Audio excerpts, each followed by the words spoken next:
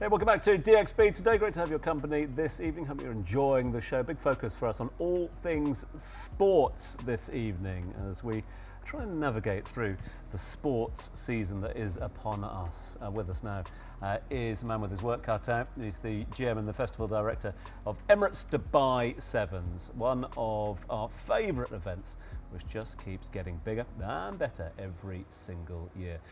It's a warm welcome to the show to Mathew Tait. Matt, good to see you as always. Thanks for joining us. Thanks for having me. How's it all looking up at the Sevens? It's all right, it's busy. It's been a busy weekend, so we had dual roll across the Dubai Sevens and the Sevens Stadium as well. So we had an action-packed weekend.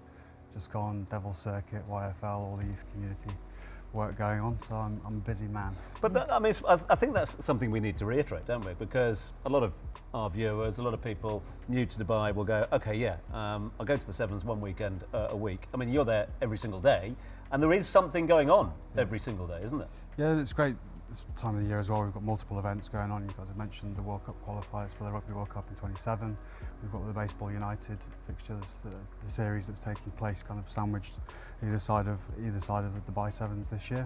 Community sport, we have around 8,500 people through the facility on a regular basis, plus more events coming in, as I say, the Devil's Circuit obstacle race across the weekend, which I took part in myself. That's why I was a little bit slow sitting down today. Nothing wrong with an obstacle too, for sure. I mean, I said earlier the Rugby Sevens, because when I first came to Dubai, that's what it was known as. Now it's the Emirates Sevens, and there are so much more going on that weekend than just the rugby. Can you tell us a little bit how you've expanded at the Sevens weekend? Yeah, and dropping the rugby, I guess, was a deliberate thing. We're very proud of the heritage and the 55 years that the events existed, and it did start as a Rugby Sevens event in the desert. But for us, if we're to remain accessible and connect with what's an evolving diaspora within the city, we need those different touch points with different sports. So netball's been since about 2014. Cricket was introduced 2021, and then over the last couple of years we've introduced functional fitness and paddle in the last couple of years. So there's 5 sports that will, from a participatory point of view, that will take place across that weekend. Nearly 7,000 people will take part. About 55–60% of them will also then fly in from outside the UAE. So it's an amazing event. So if rugby's not your thing and you don't want to watch the HSBC Sevens, you can come and take part, plus all the music and the entertainment going on. A lot of people just want to come down and be with groups of friends and socialise, take in the atmosphere and the environment that we have down there across the 3 days. Definitely. Can you tell us a little bit about the entertainment? Sorry, Hannah. Yes, for sure.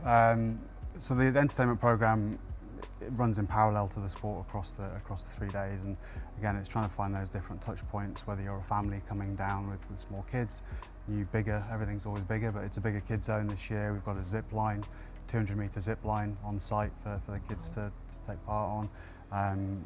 3 music stages, so we have our Rugby Rocks, Frequency I8, Beats on 2, all kind of different genres. So the Saturday night for our headliners, we've got Shaggy and Sean Paul, so a bit of a retro kind of throwback, and then we've got Fisher on the Sunday night, and Tiny Temper and DJ EZ on the Beats on 2 stage across the weekend. So it's a celebration of everyone coming together, playing sport. If you're not interested in sport, just being together and connecting. Clearly it's evolved into so much more than just a rugby tournament. So for you, what are the highlights and the challenges as well when it comes to building such an enormous sports and entertainment event? I know everyone sees the sort of the 3 days and think I don't do anything outside of that, but actually it's a 12-month process, pulling everything together, trying to plan, be more strategic, multiple years ahead as to what the event needs to continue to evolve to look like. The best thing for me is the Sunday evening. I always sit up on the balcony and watch the headliner music finish. Hopefully job well done with no problems. Just seeing everyone out there enjoying themselves and being together. That's the piece I get the most joy from.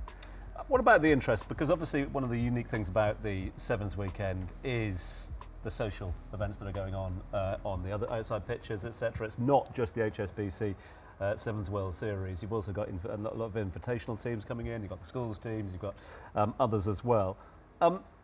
What's the interest been like in terms of people wanting to come? Has it remained high throughout? Yeah, so when we look at the 2 separate things, so from an invitational and participatory bit, we've grown year on year. Yeah. We're actually limited now by infrastructure. Oh, yeah. So netball, 92 teams this year, 160 teams registered interest. Cricket will be our largest tournament this year with 44 teams, 260 rugby teams. So it's huge. So if we look at that continues to grow on the supporter side and the fan side. That again has continued to grow.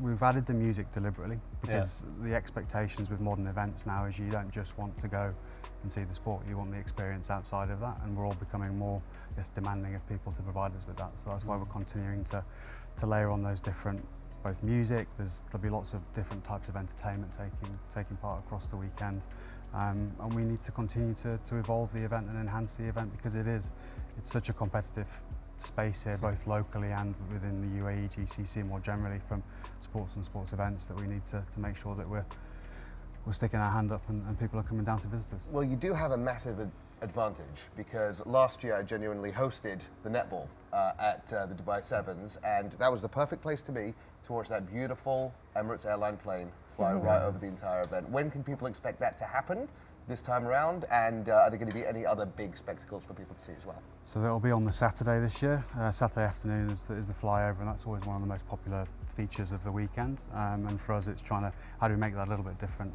each year? So there'll be some pieces going into that. Outside, obviously, the headliner music that we've spoken about. There's lots of different surprises in terms of the roving entertainment that's going on. As I say, the kids zone, we've got the zip line, we've got the nighttime cinema. There's a larger kids area.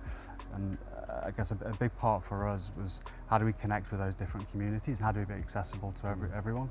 So a big piece of that is around the POD, the People of Determination community, and how do we be accessible. And we put on masterclasses, so we have our ambassadors that come in across the various different sports, cricket, the rugby, giving them an opportunity to take part. And similarly, there's going to be an exhibition on the Sunday for that community as well to kind of showcase themselves in front of hopefully a packed pitch one.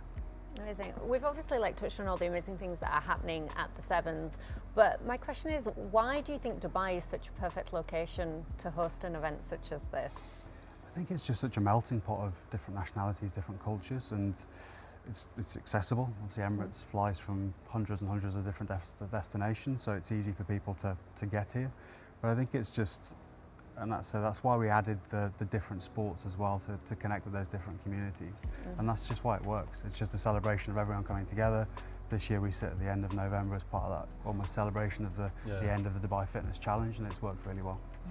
Just fun. I mean, obviously a big focus on the weekend itself, the Sevens weekend, and with good reason. If you haven't been, make sure you go. It is an absolute, it's a spectacle in more ways than one. But again, I'm just going back to that point about people coming up to the Sevens Stadium other than that weekend as well. Always something going on.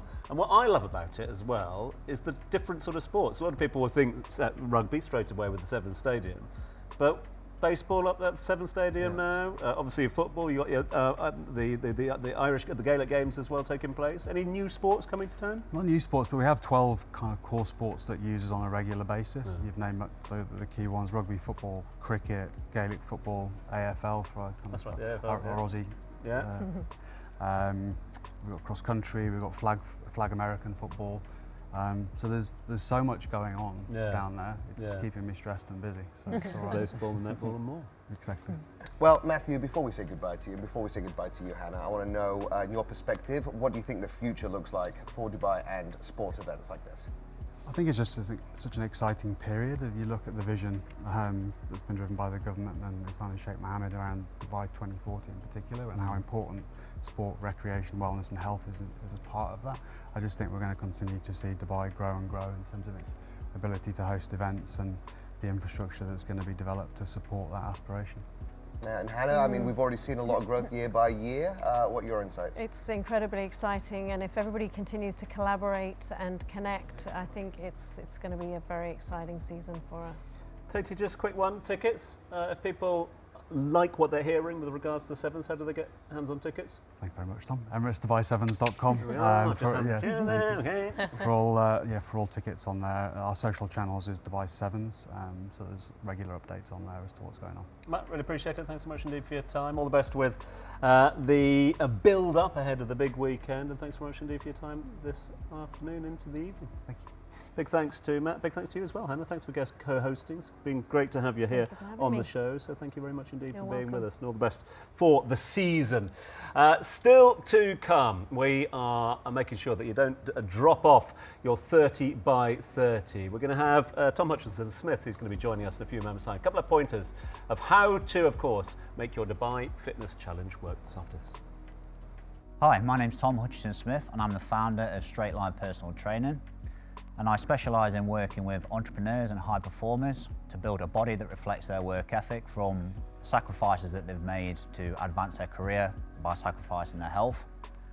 And I do that through a variety of different services, from personal training in person and online remote coaching as well. Stay tuned to the end.